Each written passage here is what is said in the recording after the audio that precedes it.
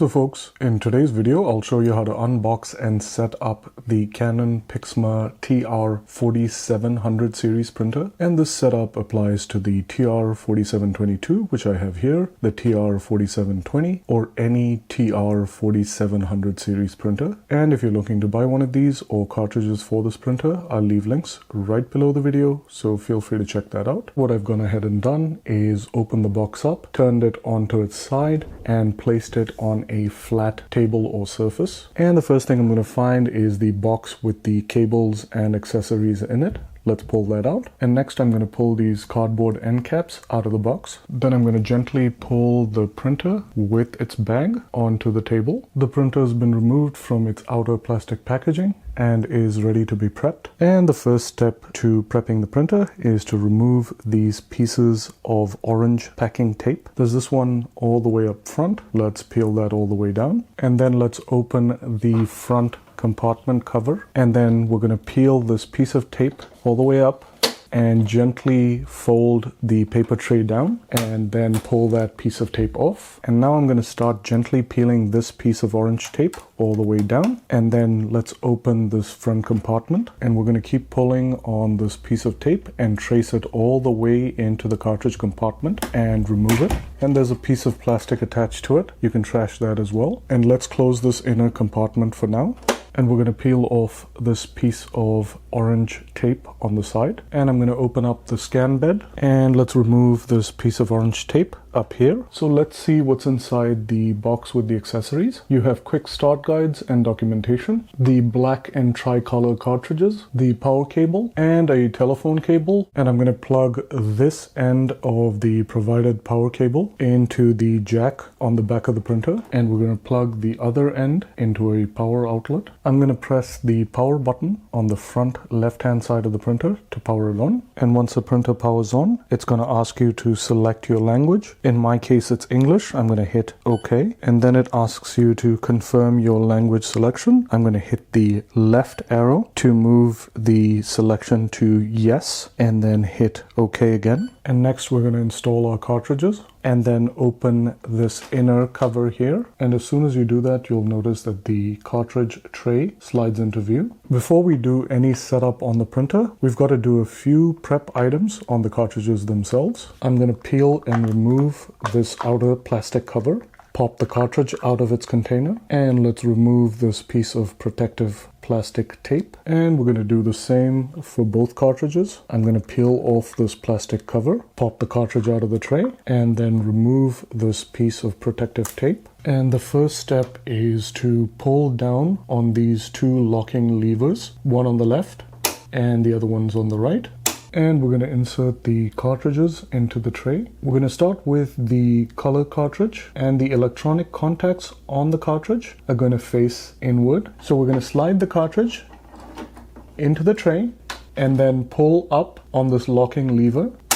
And let's load the black cartridge into the tray on the right. Same exact procedure with the electronic contacts facing inward. Slide it all the way into the tray and then gently pull up on the locking lever to lock it into place. And we're then going to close the outer cartridge compartment door. Let's load some paper into the paper tray. I'm going to flip this cover up, and that reveals the paper tray guides on the inside. I'm going to pull this guide all the way to the right to open the guide up, and let's insert paper into the guide. And then I'm going to push in on the guide on the right to align the paper correctly. And then I'm going to flip my output paper tray down, and I'm going to extend my output paper tray a bit. And once that's all done, it asks me whether I'd like to update my firmware automatically. I'm going to say yes. So I have the yes option selected, and I'm going to hit OK.